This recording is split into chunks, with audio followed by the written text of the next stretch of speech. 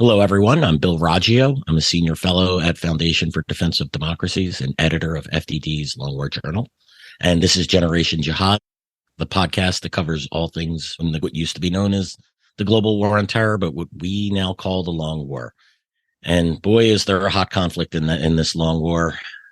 We're about almost a week in with Hamas and company's attack on Israel, and it's really starting to heat up. Again, we're going to be joined by Joe Truzman.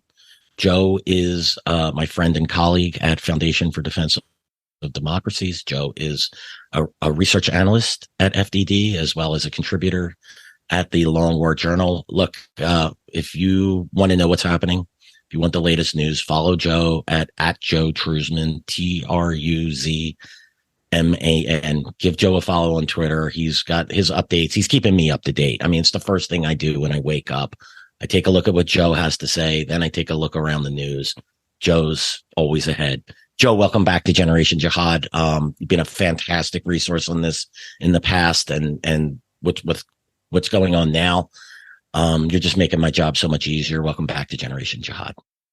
Hey, I appreciate being here. Yeah, it's been a long, almost a week now. It'll be a week tonight. I can't believe it. Like 7 days of this. It's crazy. But like we've talked about it before, how like the days just mesh together. So sometimes I just forget what day it is. It's like, oh, is it today Friday? Like, We were talking what? on the phone the other day, and you said today's Wednesday. No, today's and I was laughing because I know exactly how that is. When you get into the heat of this, when you're in the thick, you're not looking at the calendar. I don't even know what time it is.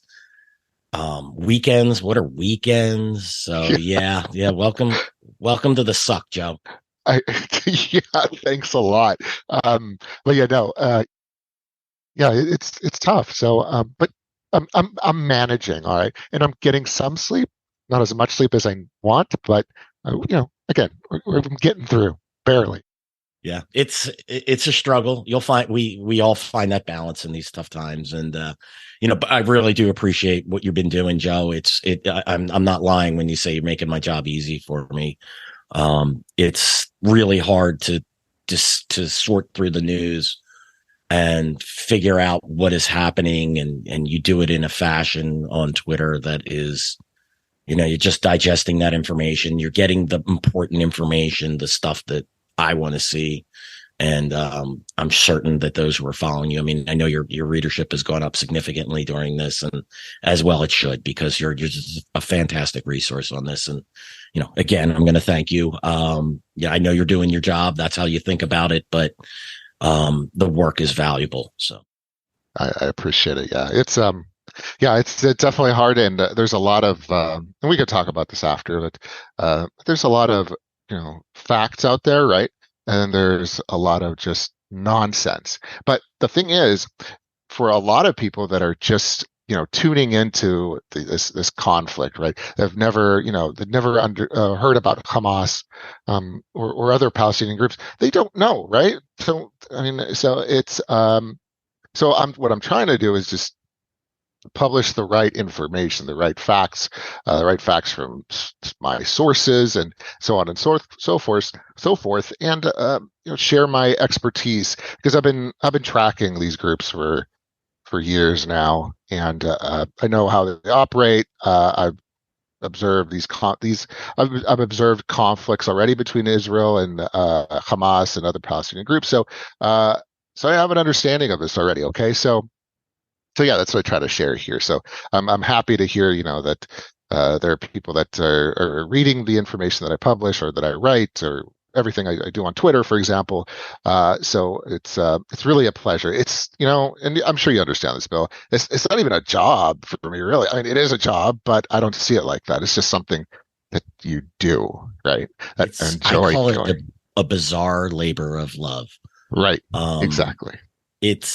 I feel it's kind of like, look, again, we're not on the front lines. We're not out Right. there, but there's a toll, there's a cost to this. I can imagine what it's like to be a homicide detective. And that's kind of like what I equate our job to be, trying to get to the facts of the case. We're trying to understand, get into the mind of horrible people and understand them and figure out what they're going to do next. And that's the best way I can equate to what we do. And I don't know if you ever seen the movie Heat, right, with Oh De yeah. Niro and Oh yeah. and Pacino's character, right? He's just so engrossed in his job that it destroys his life. And now I won't let that happen. I'm a family man, and I certainly don't go that far. But I could watch that character. I could empathize with him because he's so driven to get to the bottom of to crack his cases to prevent those crimes. And I get that. Like, again, I'm not going to certainly sacrifice my family, my relationships to do my job, but I get it. I get it. I get why how people are driven like that to do what they do. I'm sure you can relate. Yeah. Oh yeah. Absolutely. Absolutely. But yeah, there's that time for family, of course, and because that's family is the most important, and everybody, you know that. And but there are these times, like this war, that it's just everything just it goes pretty much just goes crazy, right? But thankfully, I have a wife that is very understanding. Yes, they're the. Listen, I will tell, and I know the same with you, Joe. I couldn't have done this without my wife. I couldn't. She let me do embeds when I in Iraq, right, going into combat zones when I had a 1, 3, and 5 year old. She supported what I did. She understood what I did and understands what I do. The importance of it, and she just believed in me. And without my wife, I wouldn't be here. I wouldn't be able to do this job. I'd be some loner. I don't know what it would be if I pursued this, but having that support with the family, it goes a long way, especially in these tough times. I'll share a quick story, and then we'll get to, I'm sure listeners are probably a little tired of hearing us chat about this, but at the height of Afghanistan in 2021. I'm blessed to have a home in the mountains, and we had a family reunion there. And just as it really started getting bad right after the ceasefire in late July, we had a family reunion. I'm the one who kind of managed. I'm the cook. I'm the person who sort of gets everything together so my wife can have a good time with her family. And this started going off, and I'm just trying to work and trying to balance everything. And then it went crazy right at the beginning of August. The Taliban took over the first province. And the reunion ended, and I told my wife, I said, I don't even have time to drive home right now. I just have to stay here. And I wound up getting basically trapped in my mountain home, for about 5 weeks. I didn't see my wife. I didn't see my kids. My wife came up for a weekend, and just sort of just hung out with me. But those are the things we sacrifice at these times, because it's important to do the work we do to help people understand. And so let's get beyond that, and let's get to the meat of what's happening. So uh, fascinating. This last night, our time, the Israeli Defense Force issues a statement warning all Palestinian civilians in the northern half of the Gaza Strip, pretty much in Gaza City, to evacuate south of what they called Wadi Gaza, which I believe we've determined to be a small stream that bisects, northern Gaza from the south. And this is a clear indication that the Israeli military is preparing to do a ground offensive. I don't think that's a shock to you or I, Joe. The Israelis aim that one of their stated aims of this operation is the complete defeat and dismantlement of Hamas. And in order to do this, Joe and I have an article that is just published at the Long War Journal on this. So give that a read, but we'll discuss it here. But to do this, they have to go in on the ground. You can't do this via air. You can't do this via targeted raids. Hamas is entwined in the fabric of Gaza, and the Israelis are going to have to root it out on the ground. So tell us about this statement, and how is this being received? What else do we know, Joe? Yeah. So yeah, just like you said, the IDF published a statement. They asked, I believe it was the UN. That was like the first initial reports that they asked the United Nations to tell people that they needed to evacuate, they needed to go south, and but also they dropped flyers. I've seen some evidence of that. So in Gaza, so yeah, so it appears this. a ground invasion is imminent. The thing is too, you got to think about it, right? So if they're telling everybody, hey, from this point you need to go south, then not only are they telling the civilians, which they ought to be doing, right? But they're also telling the enemy. They're telling the enemy where, what's happening. So Hamas. So I mean, are they going to come for? Is the IDF going to come from the north, right, and move its way south? It's possible because it is, but at the same time, it may be. I don't want to say it's a ruse, but I think I said it before in previous podcasts that the IDF, as far as their ground, a ground incursion, they're going to have to be clever, right? Because Hamas is waiting for them, and they've. I can't imagine Hamas not being prepared for them already. But even before the attack on October 7th, because you just got to think these aren't like a bunch of ragtag just terrorists, that just have been around and just got super lucky. These guys are obviously they're well funded. They have battle experience against the Israelis, and they know how the Israelis operate. So there's no way they didn't think that, okay, well, if we're successful, the Israelis, they're gonna respond harshly, and that includes a ground war. Of course, that's how the Israelis would respond to something such a huge attack. So they've been prepared for this. So again, Israelis have to be super careful when they go in there. So because once you start getting into those cities like in like Khan Yunis, for example, or Gaza City, or you keep going south, it's gonna be a nightmare for sure. So and viewers or listeners rather can just look up information from 2014. There was a ground war in 2014. You can see what happened there. So that's what's happening. Excuse me. So this what appears to be an imminent ground invasion, and not only they're telling civilians, but they're letting Hamas know as well. Yeah, and no, look, I don't think that I think the Israelis are going to, if they're serious about this, and I think this is the only path forward if they want to achieve that aim of clearing Hamas from, and obviously I'm using Hamas as shorthand, right? It's Hamas, it's Palestinian Islamic Jihad, Popular Resistance Committees. They're gonna dismantle all of these groups. We'll just call it Hamas because it's the largest group. It's the one in charge of Gaza.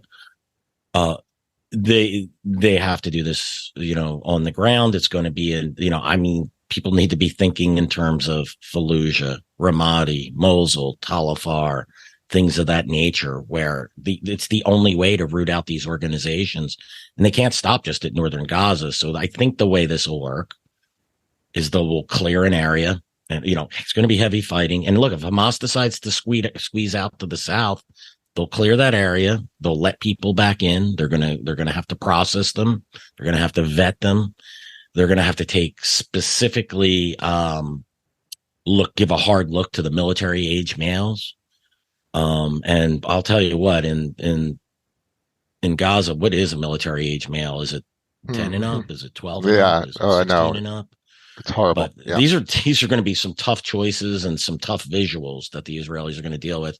Once that area is cleared and they set up some sort of administration, they're going to have to move to the next section, clear it, wash, rinse, repeat until they get to the bottom. Hamas can decide to fight, or they can decide to squeeze out to other areas. But at some point, they're going to come into contact with the Israel Defense Forces. I think that's how it's going to happen. It's at least if they're serious about doing this, it's how it has to happen. The other possibility, right, is that they clear an area, or they cordon an area so they might move Israeli troops up along that, straight up along the line to segment the north and south, and then go west to east. That's certainly a possibility. It'd probably be easier to go north south, but who knows what the Israeli plan is. I think we're going to find out in the next coming days. Yeah, absolutely. But it's going to be something like that. It's going to take so much time. We're talking. It could be a year. It could be. It could be 6 months. It could be a year. It could be 8. And I keep going back to, if they're serious, gone are the days of 30-day operations. Exactly. That always seemed to be, the clock always seemed to tick at around 30 days or Yeah. so for Yeah, the between 30, Israelis. 30 and 50. Yeah, yeah. I mean, it just, yeah, exactly. And yeah, but yeah, I'm sorry to using interrupt 30 you. as a shorthand. It could be 30, 35, could be Exactly. before, Yeah, right? yeah. But I've always said, oh, the clock's ticking. Once you get down to that 4 week part, the Israelis or have to start winding this down because the international pressure. But is the international pressure going to be greater than the internal pressure within Israel? Because they can't leave behind what they've left behind since they've withdrawn from Gaza in 2005. Oh yeah. Yeah, yeah, yeah, that's definitely true. So, uh, I think once the Israelis have committed to what they're doing, they can't go back. All right. I mean, it's just it will if they're not successful here, right, it will degrade the um, sense of security that they've built around, around the state for decades now, right? What they're trying to do, I think, one of the goals here is that they're going to try to restore, obviously, the deterrence. But they used to, you got to remember that Israel back in the day, like they, they used to strike fear in the heart of terrorists. Like it doesn't matter where you were. You didn't have to be in the West Bank or Israel, I'm sorry, or Gaza. You could be in another country and they'd find you and they'd kill you, right? Perfect example is, the Munich massacres, right? And Black September. That's just, there's movies about it. But yeah, but there's a ton of other examples. And not that maybe the Israelis stopped doing that, but I think that sense of fear is has faded mostly. So these terrorist groups are more emboldened to attack. So yeah, so that's I think a goal of the Israeli defense establishment here is to just restore that sense of that security. So we'll see if it happens. I just don't know, but they're going to have to do something significant to destroy Hamas if that's really their goal. Yeah, I concur 100%. They need to restore that, balance of fear. I mean, look, the Israeli, you go back, to hunting Nazis, right? There you go. Yeah, yeah. Adolf Eichmann in South America and that's what the Israelis have been willing to do. And I think I go back to they just became complacent when it came to Hamas, when it came to Gaza. I think they began to look north as to the real threat, and Gaza is the containable threat. They can't have that anymore. I mean, the Hamas doesn't launch this attack if it respected, that balance of fear that the Israeli military, that the Israeli intelligence used to, put out there. I have to agree with you, and it's going to cause a lot of people are going to pay the price for this mistake, and I'm talking in lives and both Israeli soldiers and Palestinian civilians who've been put in the middle of this because of Hamas's inability to just govern their territory, their desire to just cause the destruction of Israel. It just trumped everything, even the well-being of their own people, of their own families. Well, look, let's take a look. What's happening up north, Joe? We had a lot of reports yesterday. It was quite interesting, to say the least. Where do we stand in the threat as it at this moment as it looks in the north? Right. So yeah, as I was saying earlier, everything the days are like coming together here. So Yeah, if what's you take, yesterday? When yeah, was yeah, like yesterday? what happened yesterday exactly. Right.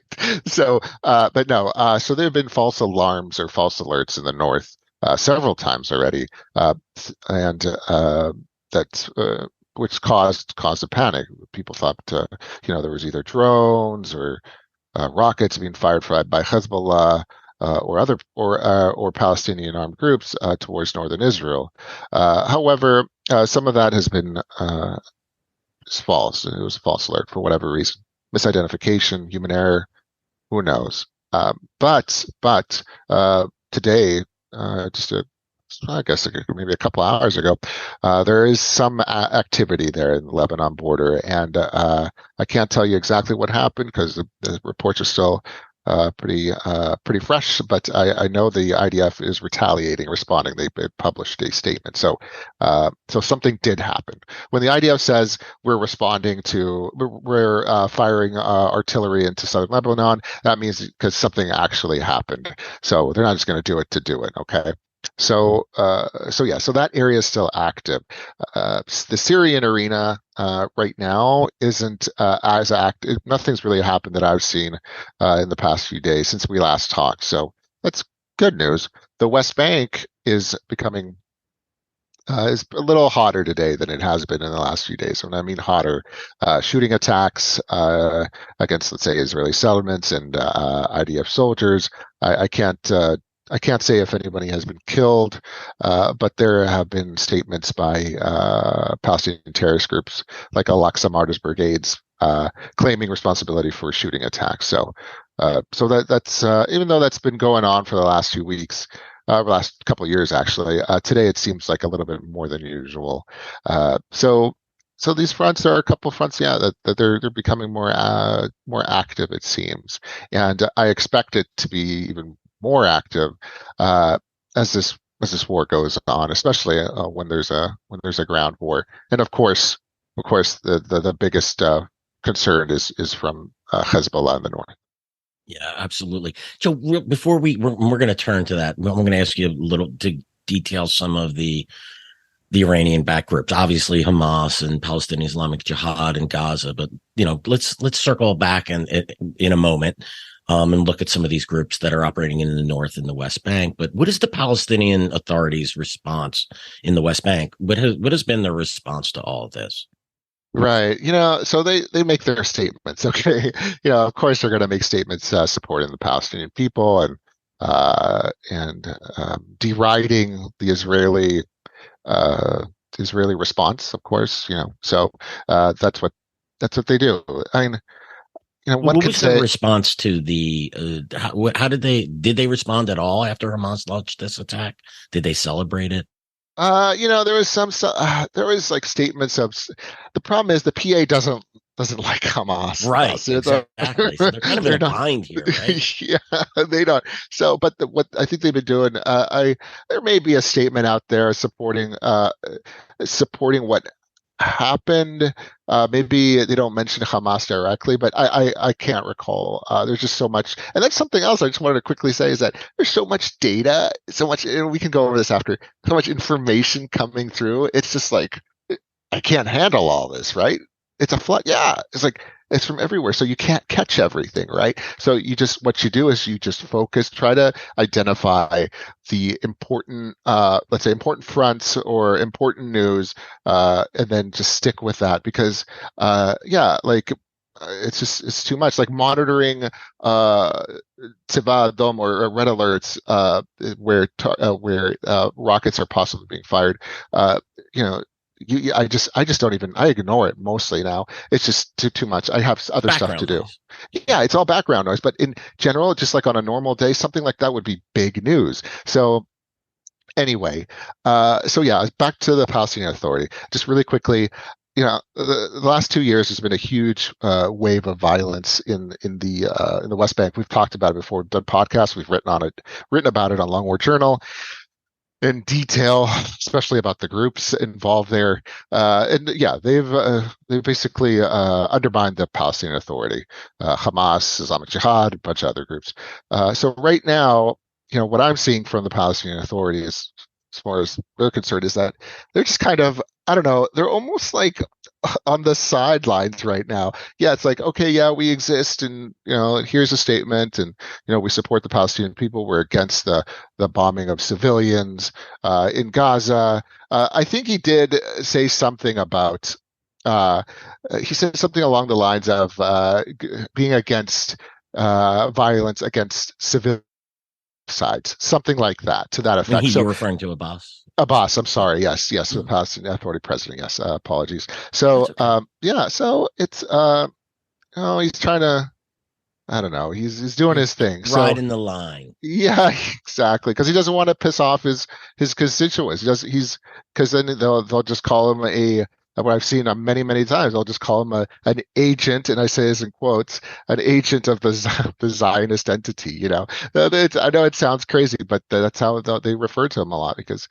But anyway, so yeah, the Palestinian Authority, it's they're on the sidelines. Like the thing is, I think it's super important to know is this: before October 7th, if you ask just some random person on the street who Hamas is, you're likely going to get a huh? You know what? What are you talking about? Now, you go out today and ask who Hamas is, I bet you're going to get a response. Oh yeah, Hamas, that's something happened in Israel. They did an attack and whatever, but they'll know. And my point being is that now everybody knows who Hamas is, but not the Palestinian Authority, right? So now it's like the Palestinian Authority is taking a back seat, all the way back, right? Hamas is at the forefront here of the Palestinian cause, even though they probably set it back decades because of this attack. Everybody knows about them now. So, yes, they did an attack. They caused, they massacred people, women, men, and children. But now everybody knows about them. They know who Hamas is, and that's a pretty big deal. And that's something that I don't think they had before. They're recognized now, even if they are terrorists. Do you understand what I'm saying? Oh, I So, do. I do. yeah, No, yeah. listen, one of the things, Joe, we got to, this attack, it was, I don't want to praise Hamas in any way, shape, or form, but you have to respect your enemy. You have to recognize that what they did was something unprecedented, something that required skill, that required an enormous amount, an ungodly amount of operational security. And it was audacious. It was bold. They still can be terrorists. They still can be horrible people while recognizing these things. I think Israel got to where it is today, and again, with respect to Hamas, because it lost respect. For its enemy, it didn't see them as being creative and innovative and committed. It just thought they could keep them on the other side of the fence, and we'll deal with the problem in the north. And and this is as you noted, it up the profile of Hamas. I mean, if they're able to gather funds, they must be fundraising like crazy Oh from yeah. those Oh who yeah. like to see this sort of thing. And whether that's going to benefit them ultimately in the end, I think we're going to find out. But as it stands today, they launched an audacious, significant attack that is, shook the foundations of the Israeli state. Yeah, I'm 100% with you. And I'll tell you how I know this for sure. It's because when I have my neighbors calling me, asking me about Hamas, and if today, Friday, Hamas leader Khaled Mashal, he made a statement about global jihad for today. So he did it like a couple days ago. Anyway, so I'm getting like my neighbors calling me, asking me if if people are safe walking outside because of Hamas, and that tells me right there how things have changed for Hamas. Okay, um, so I had to yeah, have a, you're I had absolutely right. a half-hour call with my daughter who's in college, right? Explaining the situation, right? That's how, she knows what I do. But, she's not reading what I'm writing and all up to date on the stuff. I don't expect that from a 19-year-old young lady. And so I did, that's how it is, right? And aside from my friends and family members, and it's reached that level of, this attack has penetrated the psyche of people in ways I think we can't even fathom. Right. I know. I agree. I absolutely agree. So, and Hamas is definitely using this to their advantage, and yeah, funding and all sorts of things. Yeah, absolutely. So yeah. So we'll see if the Israelis will be able to basically eliminate them. It's a tough task. They're everywhere. They're not just in Gaza. They're not just in the West Bank. They have leaders in Turkey. They have leaders in Doha, and other places as well, in Lebanon, Syria. So yeah. But that's another. We can talk about that in another podcast. Yeah, absolutely. All right, Joe, let's turn to the Iran-backed terror groups. Obviously, all of them, just about all of them in this arena, um, are backed by Iran in some way, shape, or form. Some are direct proxies. Some just receive significant support, cash and weapons and whatnot. Um, what groups? I'd like you to identify a couple of the key groups that Israel is dealing with or will be dealing with in the near future. Right.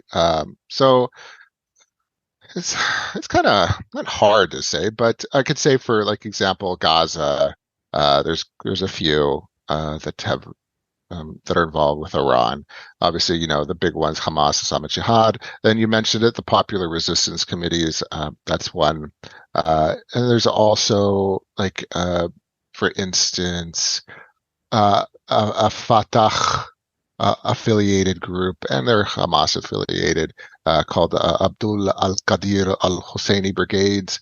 There's also Al-Aqsa Martyrs Brigades. And then there's the PFLP-GC, the General Command, the DFLP, the Democratic Front for the Liberation of Palestine. These are just some of them, but they're smaller groups, right? Some of them, most of them have rockets, and they can. Some of them, at least one of them that I mentioned, has the capabilities to use have drone capabilities. So at least that's what they claim. So yeah, those are some of the groups in Gaza that are backed by Iran. But then again, of course, Hezbollah and Lebanon, and then there's some Syrian groups as well, like the ones established by the IRGC. That operate in Syria, the Zinabayun Brigade, Fatimiyun Brigade, and then some Iraqi groups as well that operate in Syria.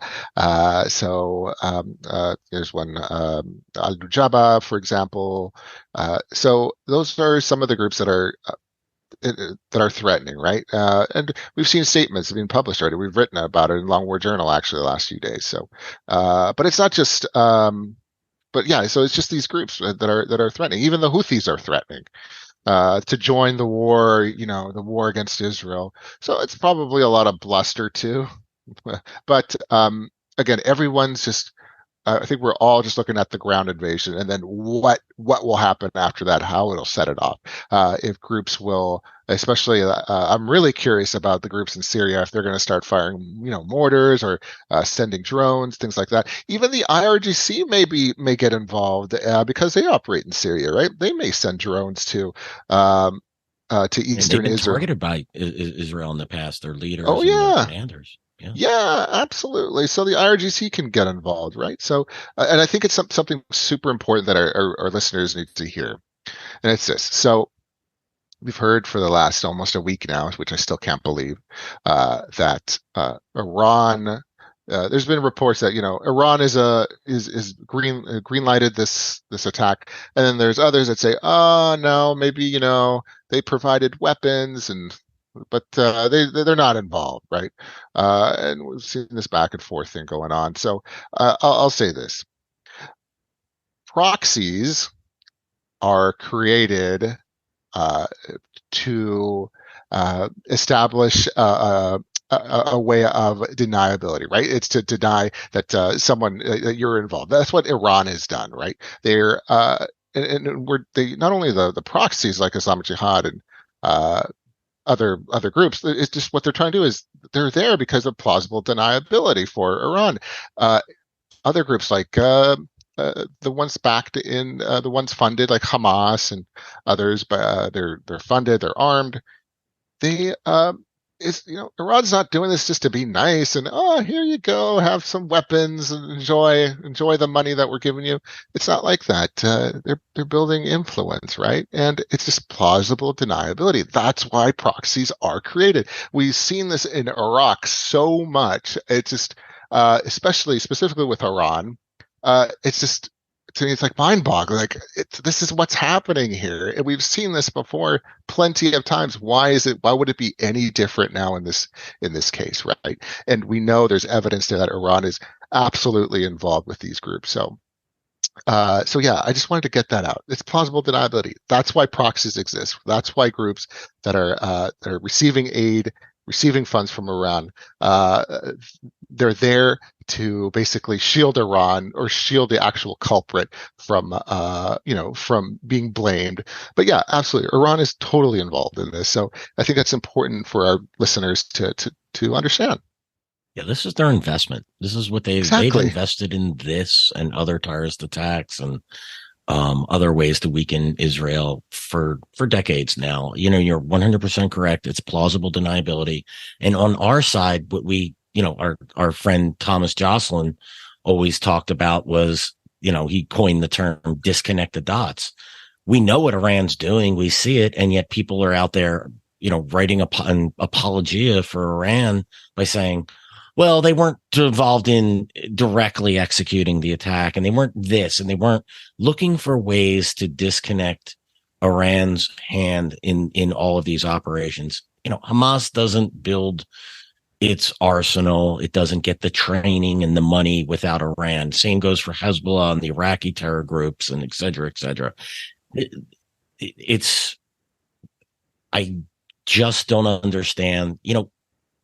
I say this all the time. In Washington, what I see a lot, what happens with administrations is they have their desired policy and then they shape the facts to fit them. In this case, I think their policy is, well, we don't want to get into a war with Iran, or we don't want Israel to open up a front with Iran.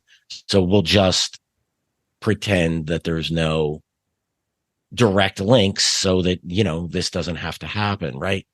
You don't have to go to war with Israel, but you do have to I'm sorry, Israel doesn't have to go to war with Iran, or the U.S. doesn't have to go to war with Iran because of its support for these. That is an option, right? But let's call it like we see it, right? This is some of the things I've encountered with coverage, like Al Qaeda, the Iran support for Al Qaeda, sheltering its leaders, Iran support for the Taliban.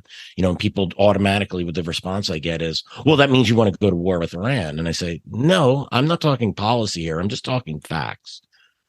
This is what's happening. Now, you can make whatever policy you want out of these facts, but maybe if Iran's doing these things, maybe it's a bad idea to trust them in, say, a nuclear deal or any other deal that you want to put together. I'm not saying you should or shouldn't. The facts matter. We shouldn't ignore facts just because because it might make things uncomfortable when we want to craft policy. Exactly. That's well said. So that's what's happening here, at least. And I don't, yeah, just people don't want to believe it for some reason when there's plenty of evidence. And yeah, and we've talked about it before. I even put together a visual and laid out the facts and sourced our facts and about these groups being financed and backed by Iran. So uh, it's out there, so the evidence is there. Just need to pay attention, really. Or you could just listen to our podcast too. I'm going to make one more point, right? You put together this, this visual, right? These are the groups that are along Israel's borders. Now, you're going to get people will turn. Well, that means you want to go to war with Iran. No, it doesn't. It just means that we need to very carefully tread when we deal with issues with Iran. Like, if Iran's doing these things, if it's funding these groups, maybe it's a bad idea to release cash to Iran, right? Like, that's something short of war. And I'll tell you this, given our record in the last 22 years of actively engaging in wars in Iraq and Afghanistan, and then in, sort of counterterrorism operations in Somalia, we have a bad track record. I'm going to be the last guy that's going to sit here and say, we need to go, commit American troops to go into Iran. We better think twice, 3, and 4 times before we make that commitment again. There's a lot of problems that need to be fixed in the U.S. military, in the U.S. intelligence establishment, and in our political leadership, because they seem to lack the will to follow through. So, if you think that someone like me is just warmongering against Iran, absolutely, you're just misreading the room badly. Right. So yeah, no, we're just here to lay out the facts, what's happening. That's why we do this research, because there's just a lot of junk out there too. So as far as disinformation or misinformation and all sorts of Yeah, stuff. let's So get into that, Joe. Let's talk a little bit of it. There's been a lot of, boy, that's the sewer of the social media world. So tell us what yeah. you've seen as far as misinformation and Oh disinformation. wow.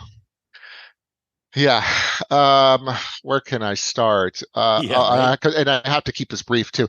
Okay, so and we've seen this like in other arenas, like the Russia and Ukraine war, but like video games being depicted as real life. Like I saw this video where it was a video game where this so-called Hamas member of Hamas was shooting down a helicopter, and people thought it wasn't real, right? And it was being propagated online and disseminated online, rather, that Hamas shoots down Israeli, Apache, and it's a video game. It's just and. Uh, I'm seeing that type of stuff. I'm seeing just outright lies. Some stuff, some little things, but they do make a difference. They do matter as far as a research, if for research purposes. Like people misidentifying terrorist groups, like people calling Hamas Islamic Jihad, or people calling Islamic Jihad Hamas. That type of misidentifications. I got a call. Here's a good one.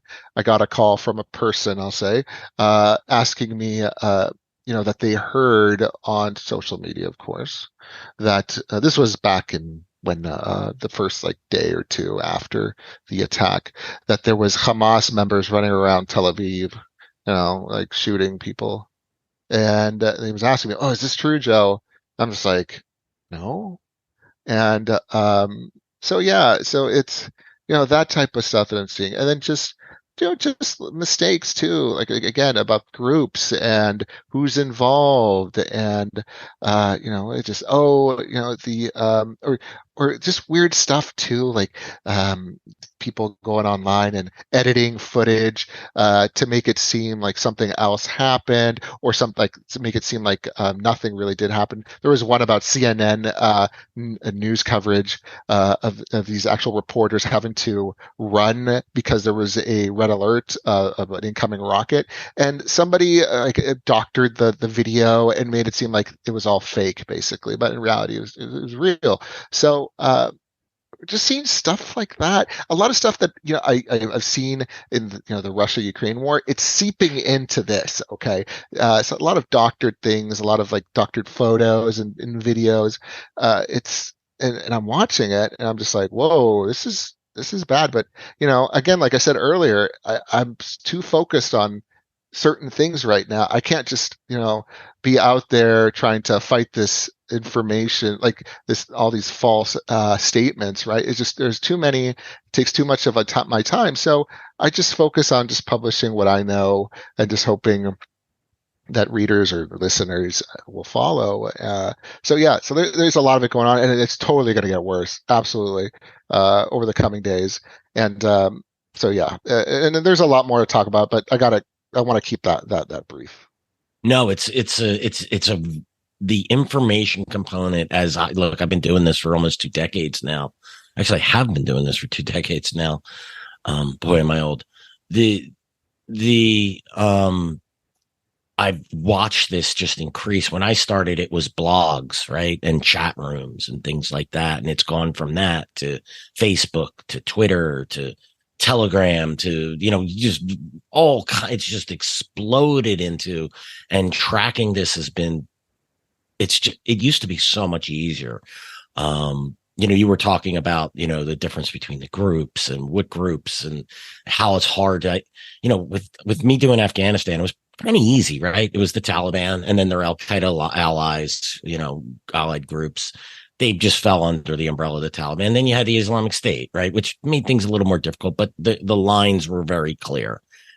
I can't imagine what it's like for you, Joe, to, look, I'm tracking it as well, but like, you're at the next level of information tracking, and you have all of that to deal with. And then you're dealing with misinformation, and then you're dealing with disinformation and just sort of frightened rumors and this and that. It just has to be, it's a Herculean task to put it mildly. And that's why I really appreciate what you've been writing, our conversations here, and what you've been putting out on Twitter. It's a reasoned, rational filter for those of us who want to know what's happening and don't want to get caught up into the other garbage that abounds on the internet.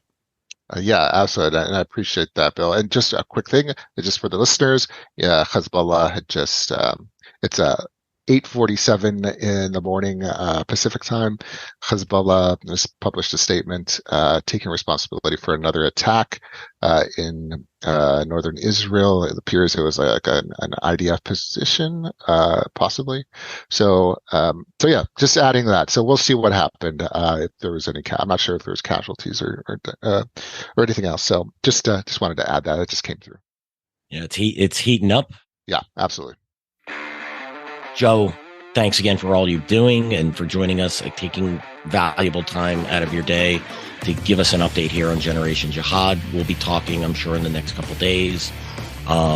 Be well, best to you and your family. And, again, thank you for joining us. I appreciate it. Thank you for having me. Looking forward to the next episode. Absolutely. Okay, everyone, thank you for listening to today's episode of Generation Jihad. And thanks again to Joe for joining us. Just a reminder, you can find us on YouTube, Apple, Spotify, and anywhere else you listen to podcasts. Make sure you subscribe and leave us a review, preferably a positive one. Thanks again, and we'll see you all again soon.